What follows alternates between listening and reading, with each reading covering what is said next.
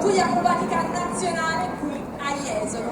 Si conclude così il volo delle frecce tricolori, ma l'aeronautica militare vola anche sul web, aeronautica.difesa.it, il nostro sito istituzionale. Visitate la pagina Facebook ufficiale dell'Aeronautica Militare, seguiteci anche su Twitter con gli account Italian Air Force e Frecce Tricolori.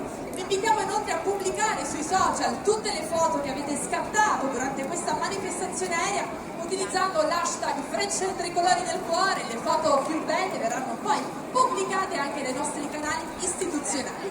Vi invitiamo anche a visitare lo stand dell'Aeronautica Militare posizionato alle nostre spalle, ma le frecce tricolori prima di riatterrare sull'aeroporto di Venezia Tessera vogliono ripassare per salutarvi e ringraziarvi della vostra presenza.